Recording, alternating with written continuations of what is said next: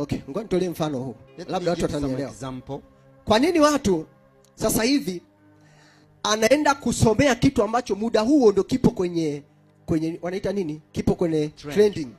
Why do people go to study to find knowledge on the trending thing? Anatazama, anasema sasa hivi wanaoajiriwa sana ni watu ambao wanajua kuchora.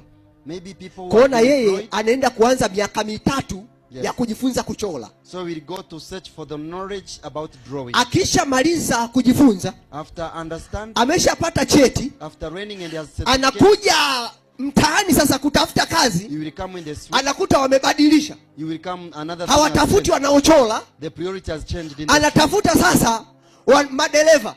Is searching for drivers. Kwa hiyo anatoka tena, and then he will go to school. Anaenda kutafuta kuwa dereva. You go to be a driver then. Akirudi na cheti, you will study with, anakuta sasa hivi hawatafuti tena madereva. Then they are not searching. Sika unanisikia ninachosema. Wanatafuta kitu kingine tena. They are searching for another thing. Bwana Yesu asifiwe. Bwana Yesu asifiwe. Praise God. Kwa hiyo kwa lugha nyingine, in another language, unatakiwa kujua you need to understand kinachohitajika baadaye, what will be needed, alafu usome saizi ili baadaye inavyotangazwa wewe tayari unacho, so that when another opportunity comes you may win the win.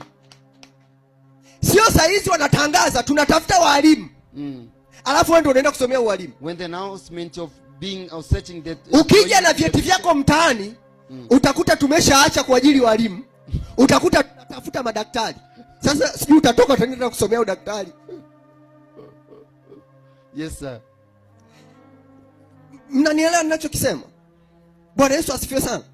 Bwana Yesu asifiwe sana. Praise God. Bwana Yesu asifiwe sana. Praise God. Kwa hiyo so kitu ambacho Mungu anakisema sasa, what God is speaking, usisubiri, don't wait, muda wa kazi kutangazwa, don't wait for the ndio uanze kutafuta akili, so that you may start finding. Anza kutafuta akili kwanza, start by finding ili muda wa kazi unavyokuja, so that you may function, akili uwe nayo.